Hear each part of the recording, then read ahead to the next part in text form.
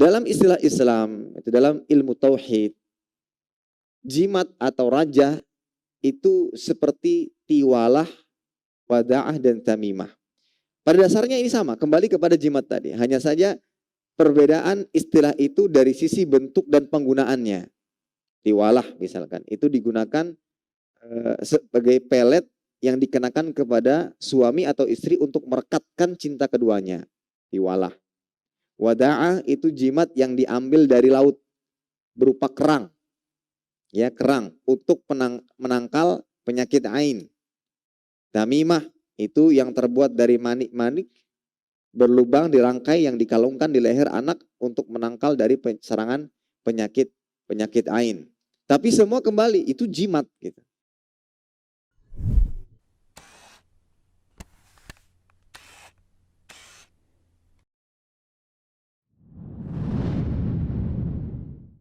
Bismillahirrahmanirrahim.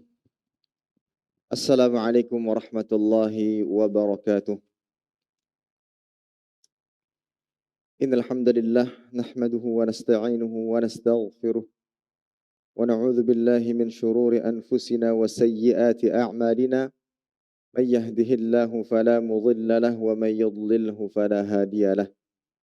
Asyhadu an la ilaha illallah wahdahu la syarika lah wa asyhadu anna Muhammadan 'abduhu wa rasuluhu la nabiyya wa la rasula ba'dah. Qala Allah 'azza wa jalla ya ayyuhalladzina amanu taqullaha haqqa tuqatih wa la tamutunna illa wa antum muslimun. Ya ayyuhan nasu taqu rabbakumul ladzi khalaqakum min nafsin wahidah wa khalaqa minha zawjaha wa batha minhuma rijalan katsiran wa nisaa'a wattaqullaha alladzi tasaaluna bihi wal arham innallaha kana 'alaikum raqiba. Ya ayyuhalladzina amanu taqullaha wa qulu qawlan sadida يصلح لكم أعمالكم ويغفر لكم ذنوبكم ومن يطع الله ورسوله فقد فاز فوزا عظيما أما بعد فإن أصدق الحديث كتاب الله وأحسن الهدي هدي محمد صلى الله عليه وسلم وشر الأمور محدثاتها فإن كل محدثات في الدين بدعة وكل بدعة ضلالة وكل ضلالة في النار A'yadzan billahi minan nar.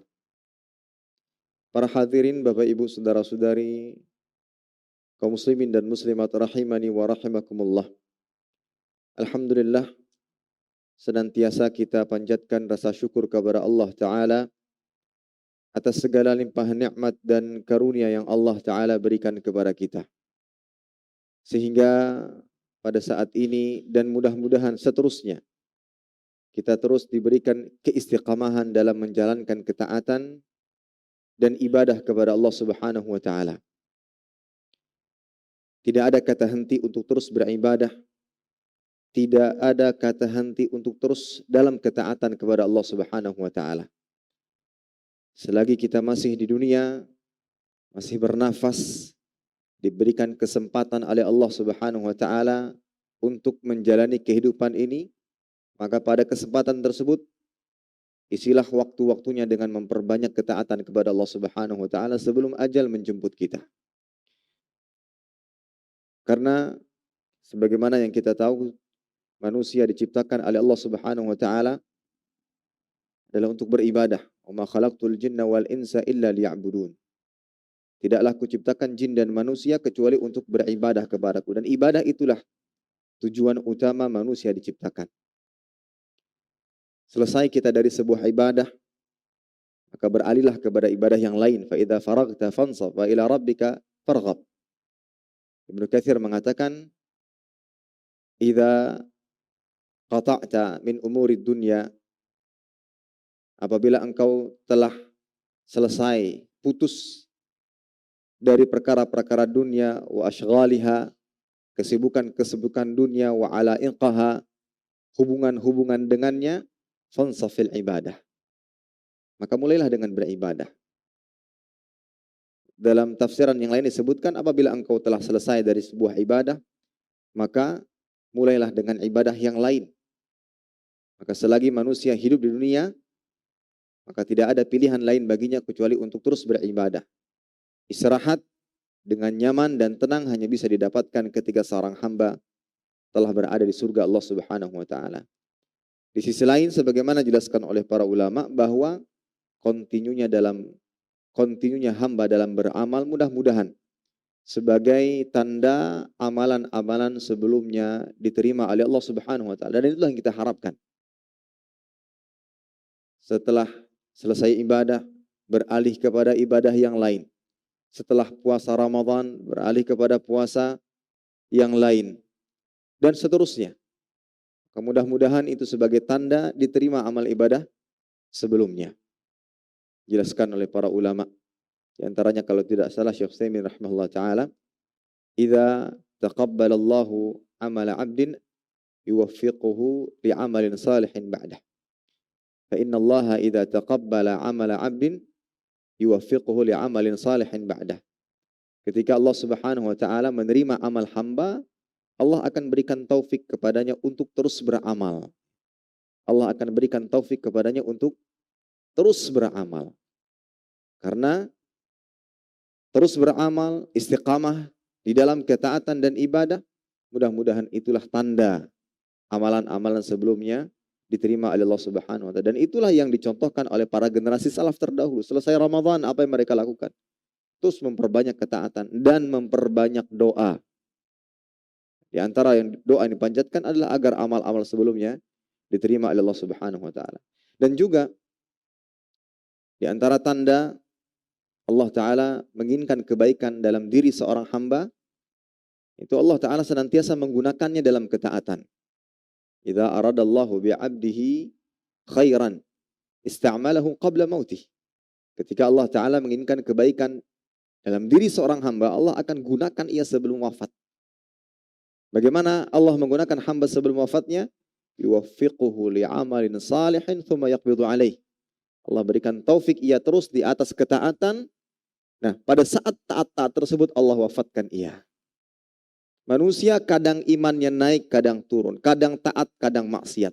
Itulah kondisi dan hakikat manusia. Nabi mengatakan, kullu bani Adam khata'. Setiap anak Adam khata', terus berbuat salah. Selalu melakukan kesalahan.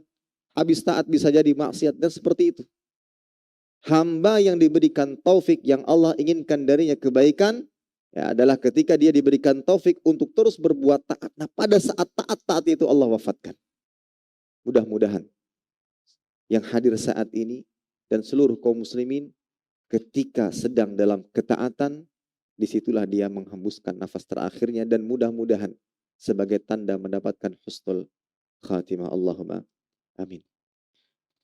Para hadirin sekalian yang berkah Allah Subhanahu wa taala, kembali kita melanjutkan kajian kitab dosa-dosa yang dianggap biasa yang ditulis oleh Syekh Muhammad Saleh Al-Munajjid. Ya, muharramat istahana bihan nas. Dosa-dosa yang dianggap biasa oleh manusia. Tentunya sebagaimana yang pernah kita sampaikan sebelumnya, di antara tipu daya syaitan dan pintu-pintu yang dijadikan syaitan untuk menggoda manusia, yaitu dosa-dosa yang diremehkan.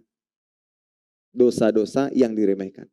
Meskipun kalau dilihat dari jenis dosa tersebut, bagian daripada dosa besar.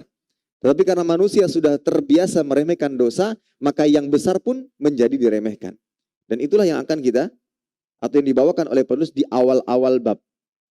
Yang beliau sebutkan adalah dosa-dosa besar, tapi menjadi dosa yang diremehkan karena manusia terbiasa meremehkan perbuatan dosa. Dan inilah pintu syaitan untuk menjerumuskan manusia ke dalam kemurkaan Allah Subhanahu wa taala, membuat mereka bermudah-mudahan.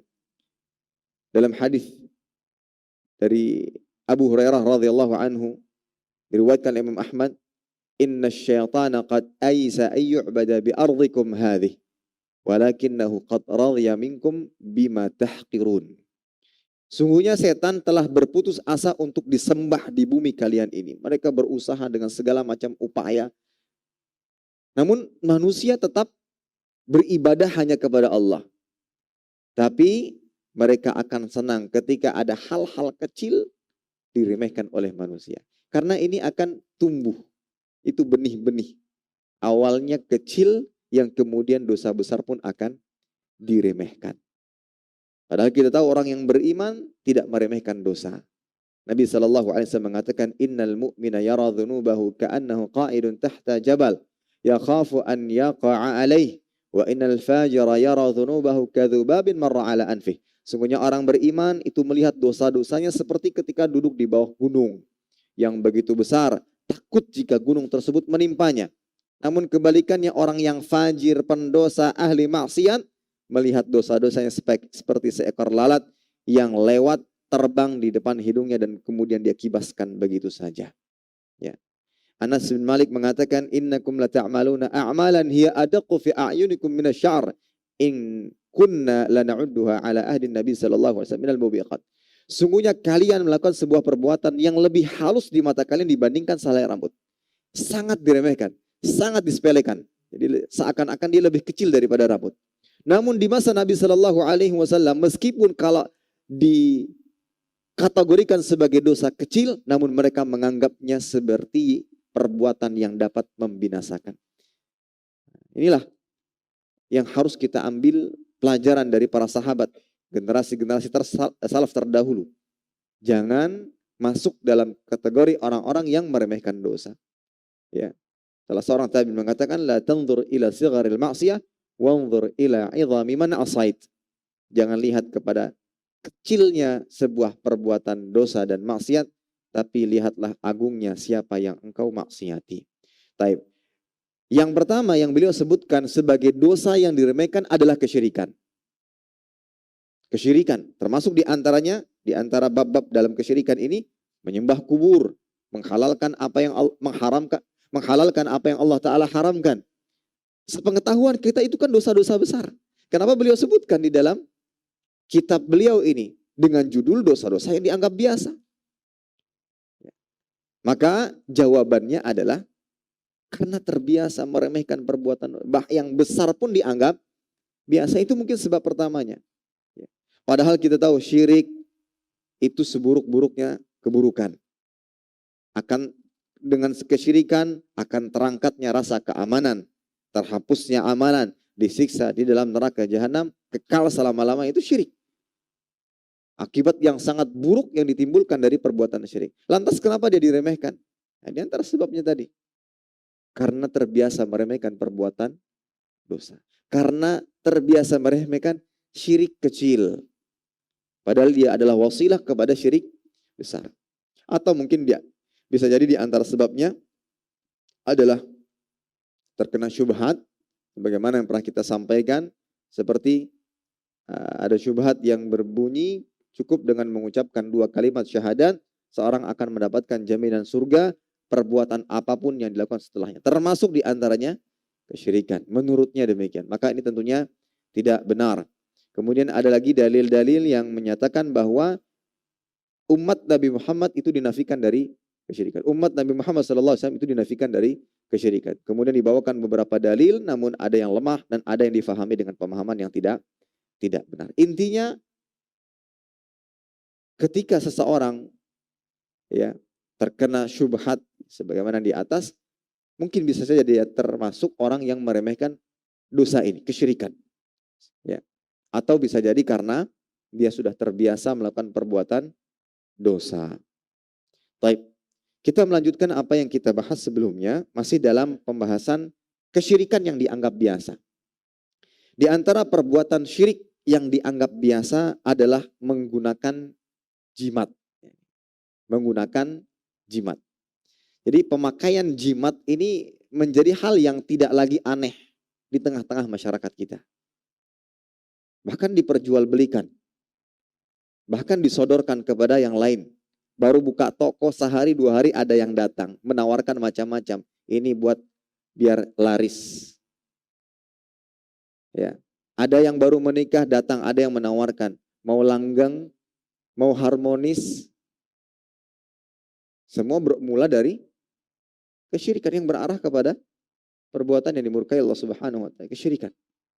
Ada yang baru dikaruniai seorang anak. Bagaimana caranya agar anak ini terhindar dari ain, terhindar dari musibah dan yang semisalnya, ditawarkanlah kepadanya jimat. Sebagian orang menyangka jimat itu tidak mengapa ketika hanya diyakini sebagai sebab,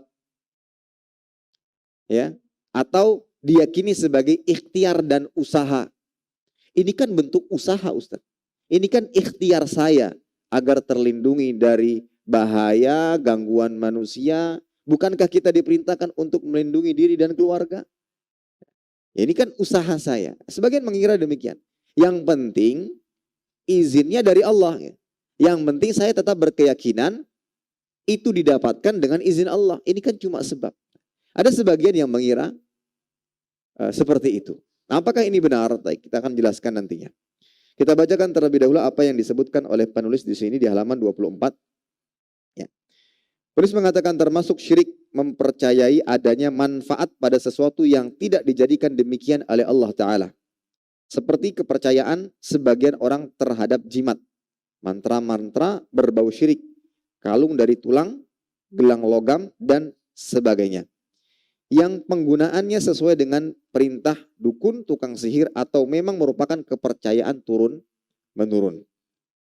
Mereka mengalungkan barang-barang tersebut di leher atau pada anak-anak mereka untuk menolak ain. Ain itu pengaruh buruk dari pandangan mata manusia. Jadi ada manusia yang dengki, hasad, kemudian terdapat penyakit ain dalam dirinya, yang bisa memberikan pengaruh buruk kepada siapa yang dia lihat. Ya. Maka di sini nasihat, jangan mudah mengumbar kenikmatan yang kita dapatkan. Baru dapat ini, dapat promosi, kemudian baru beli mobil, beli ini. Hati-hati. Hati-hati. Tidak semua orang berhati bersih. Ada mungkin di antara mereka yang sangat-sangat iri dengan kehidupan kita. Sangat-sangat iri dengan kehidupan kita. Kemudian pada saat itu mungkin kita kurang membentengi diri dengan zikir-zikir. Ini bisa mengakibatkan hal buruk. Nah, ada sebagian orang untuk melindungi diri dari ain dengan jimat. Demikian anggapan mereka. Terkadang mereka mengikat barang-barang tersebut kepada badan, menggantungkannya di mobil atau rumah, atau mereka mengenakan cincin dengan berbagai macam batu permata disertai kepercayaan tertentu. Kalau cincinnya ya biasa cincin saya nggak masalah. Ini terkadang ada kepercayaan tertentu, ada khasiat-khasiat tertentu. Ya.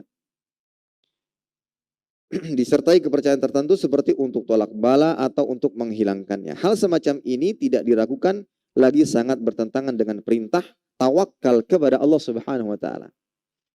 Makanya kita katakan tadi, nanti kita akan sebutkan atau penjelasan para ulama apakah jimat syirik besar atau syirik kecil. Maka satu sisi, asalnya dia syirik kecil. Selama dia masih meyakini terjadinya itu karena Allah Subhanahu wa taala, bukan karena jimat. Bukan karena jimat. Dia hanya sebab.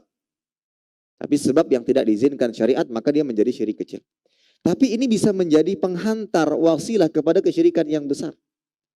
Ketika apa? Contoh, ketika saya pakai cincin ini, usaha saya selalu berhasil.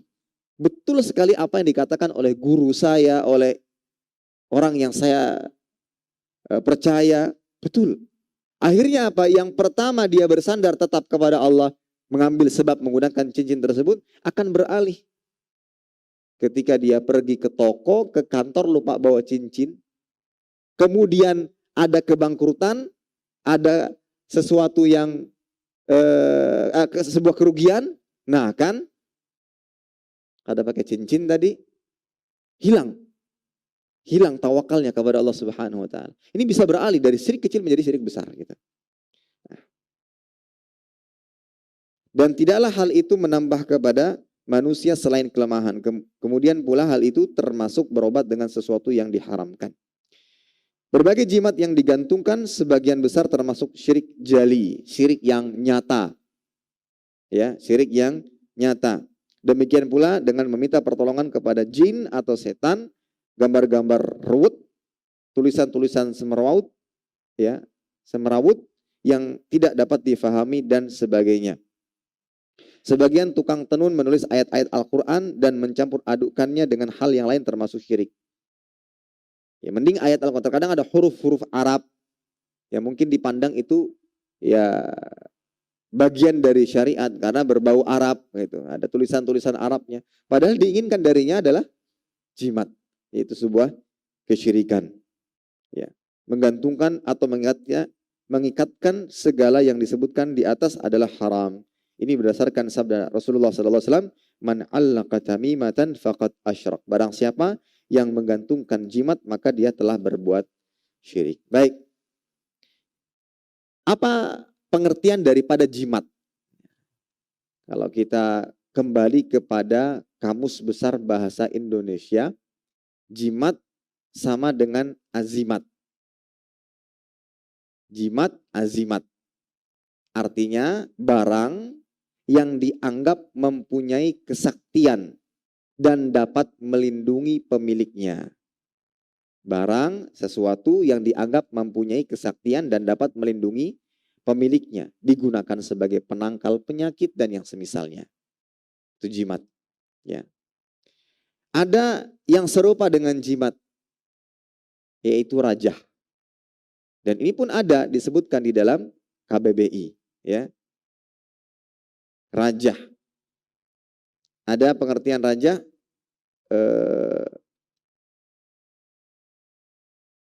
seperti mantra permohonan izin kepada leluhur sebelum diadakannya upacara atau pertunjukan. Ya. Ada lagi rajah itu berupa garis atau bagan. Kemudian ada rajah juga diterjemahkan dalam KBBI garis pada telapak tangan, guratan tangan, ya. Dan ada pula terjemahan dari KBBI suratan, gambaran, tanda dan sebagainya yang dipakai sebagai azimat. Nah, tadi kembali kepada pengertian pertama, untuk menolak penyakit dan sebagainya. Jadi jimat, azimat dan rajah ya, fungsinya sama untuk menolak bala dan yang semisalnya. Ya. Dengan demikian raja, azimat ya sama. Karena memang pada praktiknya di tengah masyarakat ditujukan untuk hal tersebut. Ya. Dan kalau kita lihat dari segi jenis bentuk ya, memiliki cakupan yang luas. Ada yang berupa gambar, tanda, tulisan-tulisan, benda-benda ya seperti keris, ya, tombak, sabuk, tulang, rambut, ya. Dan yang semisalnya digunakan ya atau bertujuan untuk mengusir atau menangkal bahaya dan juga untuk mendapatkan manfaat, ya. Ada pula jimat sebagai ya jimat pelet, tolak bala, kebal senjata tajam, penglarisan, pesugihan dan yang semisalnya. Ya. Dalam istilah Islam, itu dalam ilmu tauhid, jimat atau rajah itu seperti tiwalah, wada'ah dan tamimah. Pada dasarnya ini sama, kembali kepada jimat tadi. Hanya saja perbedaan istilah itu dari sisi bentuk dan penggunaannya. Tiwalah misalkan, itu digunakan sebagai pelet yang dikenakan kepada suami atau istri untuk merekatkan cinta keduanya. Tiwalah. Wada'ah itu jimat yang diambil dari laut berupa kerang. Ya, kerang untuk menangkal penyakit ain. Tamimah itu yang terbuat dari manik-manik berlubang dirangkai yang dikalungkan di leher anak untuk menangkal dari serangan penyakit ain. Tapi semua kembali itu jimat gitu. Itu ada jimat, sebuah benda, barang tertentu yang diyakini dan dipercaya bisa menangkal penyakit. Intinya bagaimanapun bentuknya, bagaimanapun cara menggunakannya, dipakai, dikalungkan, dikantong, ditempel, dipasang, disabuk dan dengan cara-cara lainnya, maka ketika tujuannya untuk mengusir sesuatu, menangkal mara bahaya, ya, untuk mendapatkan manfaat dan tidak terbukti sebagai sebuah sebab yang diizinkan syariat, baik terbukti secara syar'i. Contoh, Yaitu dengan dalil-dalil, tidak terbukti secara. Nggak ada dalil yang menyebutkan bahwa benda-benda di atas bisa mendatangkan manfaat. Nggak ada bukti sama sekali. Ya. Maka tidak bisa dijadikan sebab. Atau juga tidak terbukti secara qadari. Qadari itu ya secara ilmiah, eksperimen yang jelas, ilmu pengetahuan yang bisa dibuktikan. Ya. Kalau saya minum ini tenggorokan atau saya minum itu tenggorokan bisa nyaman. Badan lebih agak segar. Dia mengambil sebab dengan apa yang dia minum misalkan. Tapi secara dalil syar'i mungkin tidak ditemukan benda ini. Tapi secara qadari memang demikian ditemukan. Ada penelitian, ada eksperimennya. Itu boleh diambil sebab, tapi tetap kesembuhan dari Allah Subhanahu wa taala. Tapi kalau seandainya dari secara syar'i dan qadari tidak ditemukan, namun ada keyakinan bahwa ini bisa menangkal, bisa mendatangkan manfaat, maka masuk kepada kesyirikan, ya. Dan semua itu adalah jimat, ya, semua itu adalah jimat. Memang pada dasarnya ada terjadi perselisihan pendapat di kalangan para ulama. Bagaimana seandainya menggunakan jimat dengan ayat-ayat Al-Quran atau yang terdapat di dalam As-Sunnah. Ada memang perselisihan, namun wallahu a'lam bishawab, pendapat yang terkuat diharapkan. Dan lebih baik ditinggalkan. Kenapa? Seperti kita katakan tadi. Ya, hati manusia terkadang ketika dia sudah mendapatkan apa yang diinginkan dengan sebab-sebab tertentu, dia akan bersandar kepadanya. Itulah yang dikhawatirkan. Dia tidak lagi bersandar kepada Allah Subhanahu wa taala. Dan ini juga nasihat bagi kita semuanya. Misalkan ada penyakit yang kalau pakai obat ini sembuh, itu hati-hati juga. Ini paling ampuh sudah, langsung sembuh dan segala macam. Hati-hati kalau seandainya hati ini malah bersandar kepada obat. Meskipun secara qadari terbukti. Tapi tetap hati harus senantiasa bersandar kepada Allah Subhanahu wa taala. Yang diperbolehkan saja kita harus berhati-hati, apalagi yang diharamkan. Baik. Hukum memakai jimat adalah syirik, ya. Hukum memakai jimat adalah syirik. Hanya saja syiriknya terbagi dua. Ada yang syirik besar dan ada yang syirik kecil. Syirik kecil, sebagaimana telah dijelaskan tadi, ketika dia mengambil sebab dengan jimat-jimat, dengan segala macam bentuknya dan cara penggunaannya, hanya saja tetap dia sandarkan keyakinan bahwa yang memberikan kesembuhan, yang mendatangkan manfaat itu Allah. Misalkan dia pakai gelang jimat, ya, agar mendatangkan rezeki, biar laris dagangannya. Laris, dia masih bersyukurnya kepada Allah. Alhamdulillah ya Allah. Dalam arti dia masih ada keyakinan bahwa yang memberikan rezeki ini Allah. Tapi sebabnya adalah gelangnya. Sebabnya adalah kalungnya. Ini syirik kecil. Syirik besarnya adalah ketika dia meyakini bahwa rezeki ini datang dari kalung tersebut, dari jimat tersebut. Maka ini masuk kepada kesyirikan yang besar. Tapi hanya saya sekali lagi, jangan pernah remehkan syirik kecil. Karena dia merupakan wasilah kepada kesyirikan yang besar. Di antara syirik besar dan syirik kecil, yang paling dikhawatirkan terjadi kepada umat Nabi Muhammad SAW adalah syirik kecil. Akhwafu ma akhafu alaikum asyirkul asghar. Yang paling aku takutkan terjadi kepada kalian adalah syirik kecil. Dalam hadis itu disebutkan riya. Ya. Ini sangat dikhawatirkan dan ditakutkan oleh Nabi SAW. Baik. Apa dalil-dalilnya yang menunjukkan keharaman menggunakan jimat? Maka kalau dikumpulkan dari dalil-dalil yang ada dalil yang dijadikan sebagai dasar keharaman menggunakan jimat dengan lafaz yang umum. Dalil umum yang dijadikan para ulama sebagai dasar keharaman menggunakan jimat. Dalil umum itu maksudnya adalah dalil yang digunakan untuk membantah kesyirikan pemakaian jimat, tapi di satu sisi juga digunakan untuk membantah kesyirikan-kesyirikan yang lainnya gitu. Itu dalil umum. Jadi bukan hanya digunakan untuk satu permasalahan saja, tapi bisa digunakan untuk permasalahan yang lain. Ada pula dalil yang khusus, yaitu dalil yang di dalamnya secara khusus disebutkan bantahan terhadap kesyirikan, yaitu jimat, ya, jimat. Baik.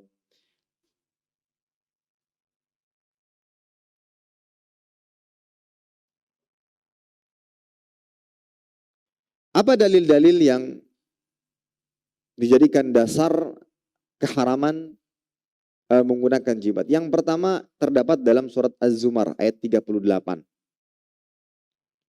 Surat Az-Zumar ayat 38. Allah Ta'ala mengatakan, "Wala in sa'altahum man khalaqas samawati wal ard la yaqulunna Allah. Qul afara'aytum ma tad'una min dunillah. In aradani Allahu bidurrin hal hunna kashifatu dhurri aw aradani birahmatin hal hunna mumsikatu rahmatih. Qul hasbiyallah alaihi yatawakkal al-mutawakkilun." Dan sungguh jika engkau bertanya kepada mereka siapakah yang menciptakan langit dan bumi, niscaya mereka menjawab Allah. Katakanlah wahai Muhammad kepada orang-orang musyrik, terangkanlah kepadaku tentang apa yang kalian sembah selain Allah. Jika Allah hendak mendatangkan kemudaratan kepadaku, apakah sembahan-sembahan itu dapat menghilangkan kemudaratan itu? Atau jika Allah menghendaki untuk melimpahkan suatu rahmat kepadaku, apakah mereka mampu menahan rahmatnya? Katakanlah, cukuplah Allah bagiku, hanya kepadanya lah orang-orang yang berserah diri bertawakal. Ini dalil umum. Memang tidak disebutkan secara khusus keharaman jimat. Tetapi ini dalil umum. Juga digunakan untuk mengharamkan perbuatan, yaitu menggunakan jimat. Menolak bala, mendatangkan manfaat. Apa sisi pendalilannya? Sisi pendalilan pertama adalah, ya, dalil ini untuk membantah ketergantungan hati, yaitu pelaku syirik besar kepada sembahan-sembahan selain Allah Subhanahu wa taala. Baik itu dari kalangan nabi, rasul, orang-orang saleh dan yang selainnya, apalagi jimat. Ya. Untuk itu Allah taala mengatakan, ya, katakanlah kepada mereka, terangkan kepadaku apa yang kalian sembah itu bisa mendatangkan kemudaratan. Ketika Allah Ta'ala sudah memberikan manfaat kepada, bisa apa tidak?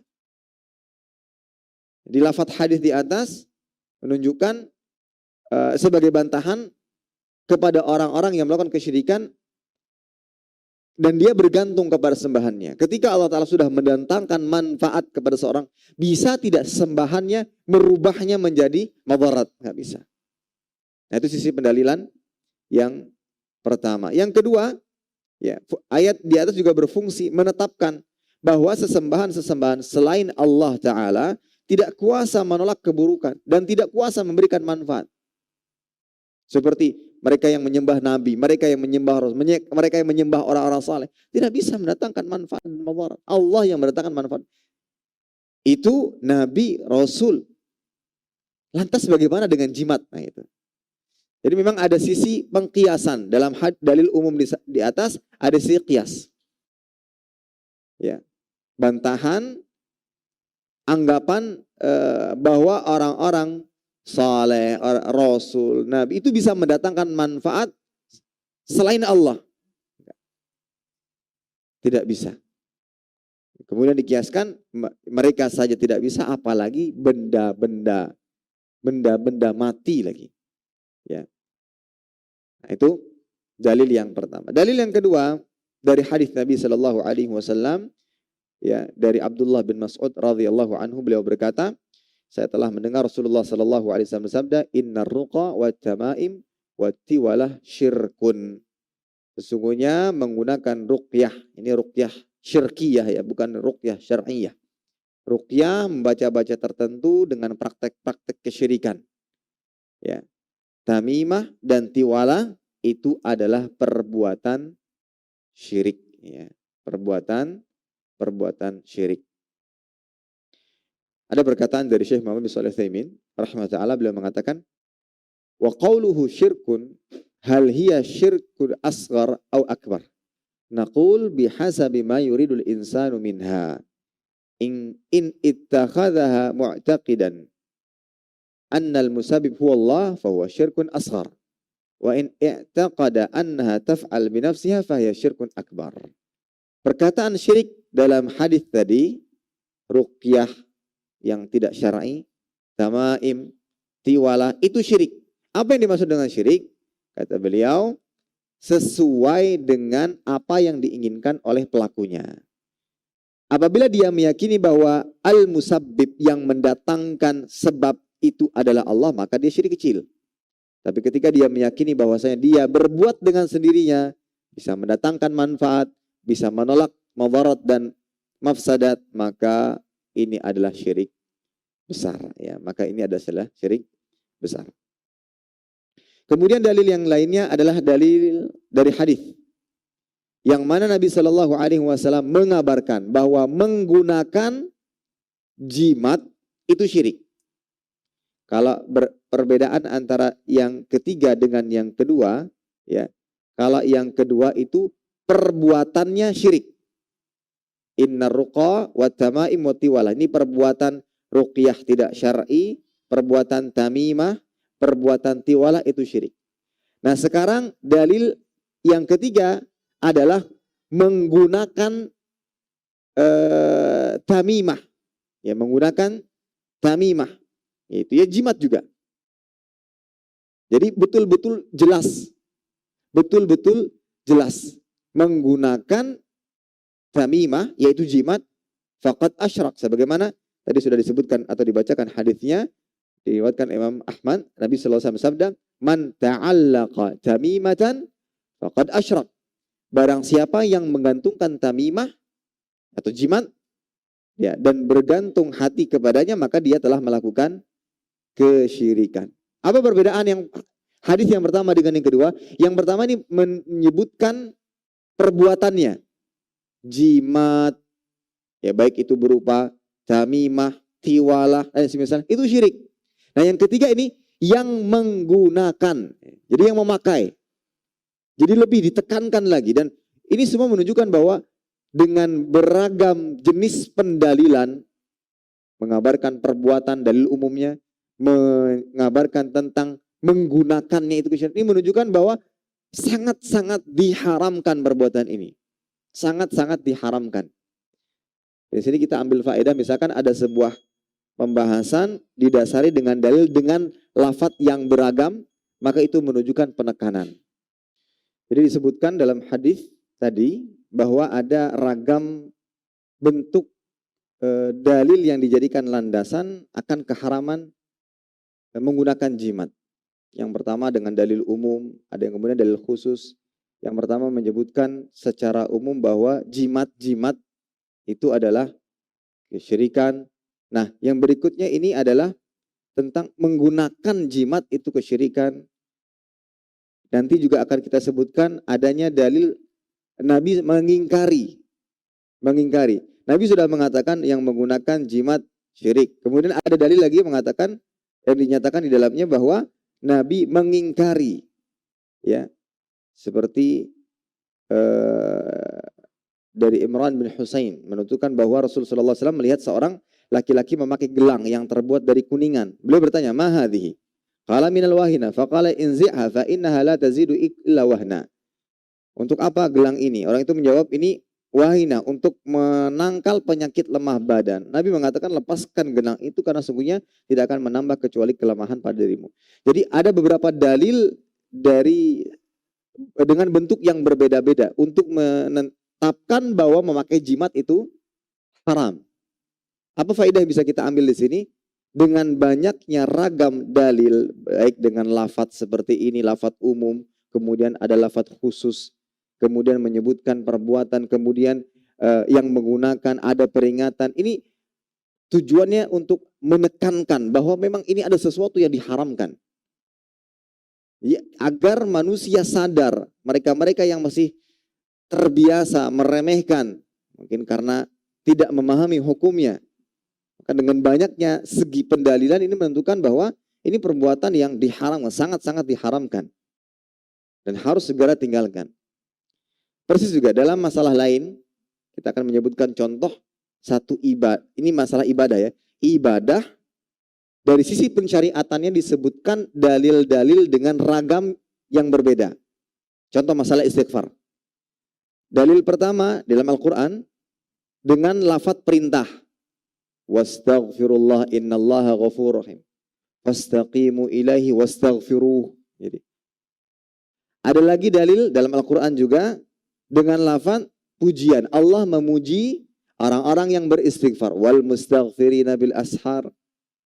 Dan terkadang dalam ayat yang lain Allah menyebutkan balasan ganjaran yang didapatkan bagi orang beristighfar. Wa may ya'mal su'an aw yadhlim nafsahu thumma yastaghfirillah yajidillah ghafurur rahima.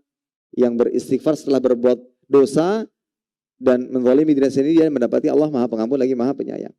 Begitu pula Allah juga menyebutkan dalam Al-Quran dengan lafaz seruan. Wasari'u ila maghfirah. Dan juga disebutkan peringatan bagi orang-orang yang putus asa dari rahmat Allah, nggak mau istighfar. Ya, qala wa may yaqtut min rahmati rabbih illa dhalun. Orang-orang yang putus asa dari rahmat Allah, maka ragam dalil ini menunjukkan apa? Penekanan, gitu.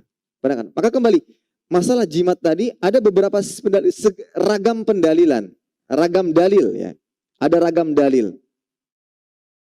Yang pertama umum. Yang kedua ada yang khusus. Kemudian disebutkan dalam hadis dengan pengingkaran, ya, yang mana Nabi Shallallahu Alaihi Wasallam mendapati seseorang menggunakan gelang kuningan, langsung diingkari oleh Nabi. Ini dalil lain yang menunjukkan bahwa itu perbuatan yang haram. Ya, Nabi mengatakan mahadhi qala minal wahinah, faqala inziha fa innaha la taziduka illa wahnan. Apa yang kau gunakan itu? Dia katakan ini wahinah, untuk penangkal penyakit lemah. Lepaskan ia. Ya, buang. Fa innaha la taziduka illa wahnan. Tidak akan menambahmu kecuali kelemahan. Fa innaka law mata wa hiya 'alaika ma aflahta abada. Jangan sampai engkau mati dan sementara itu masih digunakan, maka engkau tidak akan pernah beruntung selama-lamanya. Ya.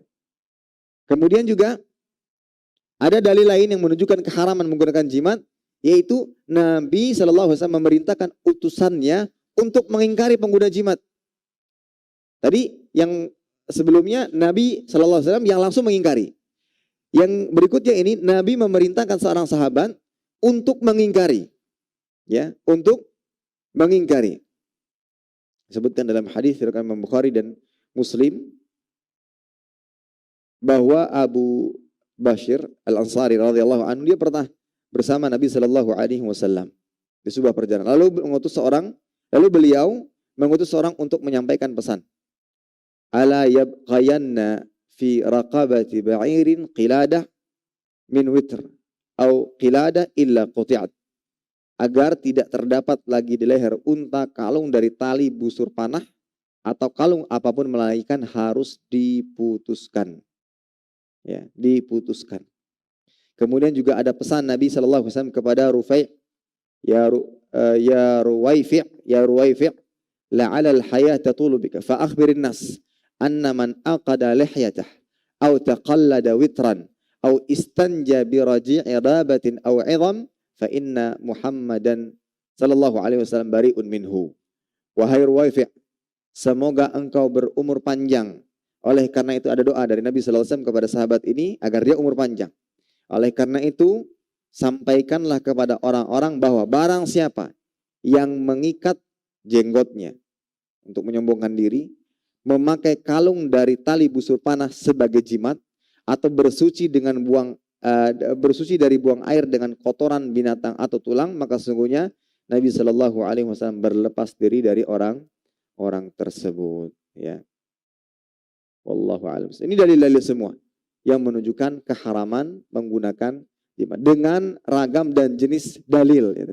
Ada umum, ada khusus, ada pengingkaran langsung dari Nabi Shallallahu Alaihi Wasallam. Juga Nabi memerintahkan sahabatnya untuk mengingkari. Dan seluruh ini tujuannya untuk menegaskan dan menekankan bahwa menggunakan jimat itu sesuatu yang diharamkan, ya, sesuatu yang diharamkan.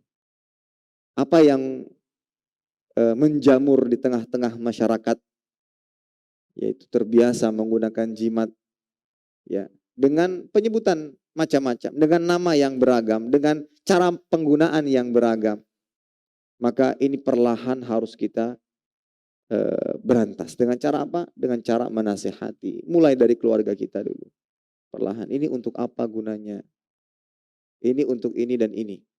Kenapa tidak langsung bersandar diri kepada Allah? Tidak bertawakal kepada Allah. Ini hanya mengambil sebab. Apa dalil yang menunjukkan bahwa itu memang diizinkan dalam Islam? Nggak ada dalilnya. Tapi kalau nggak ada dalilnya, ada nggak terbukti secara penelitian dan eksperimen bahwa dia memang betul mendatangkan manfaat? Nggak ada. Siapa yang mengatakan? Yang mengatakan orang pintar. Nah sudah. Oh berarti kesimpulannya ini bukan dari Islam, bukan termasuk ilmu kedokteran, tapi ini tidak lain adalah kesyirikan. Mungkin sihir dan semisalnya. Ya. Masyarakat harus difahamkan akan hal ini. Ya. Ini sesuatu yang menjamur. Untuk itulah penulis mengategorikan kesyirikan ini bagian dari sesuatu yang diremehkan. Ya. Baik itu karena kebodohannya, kejahilannya, mungkin karena syubhat dan yang semisalnya. Wallahu a'lam bishawab. Baik, ini kiranya bisa disampaikan, mudah-mudahan bermanfaat. Insyaallah kita akan lanjutkan di pertemuan berikutnya. Demikian, mudah-mudahan yang disampaikan bisa dipraktikkan dan diamalkan, dan mudah-mudahan kita selalu dilindungi oleh Allah Subhanahu wa taala dari segala macam keburukan. Wallahu a'lam bishawab. Tertutup dengan doa kafaratul majelis. Subhanakallahumma bihamdika asyhadu an la ilaha illa anta astaghfiruka wa atubu ilaik. Wassalamualaikum warahmatullahi wabarakatuh. Terima kasih. Jazakumullah khairan wa barakallahu fikum. Video ini dibuat atas partisipasi dari donasi Anda. Semoga menjadi amal jariah bagi Anda semuanya.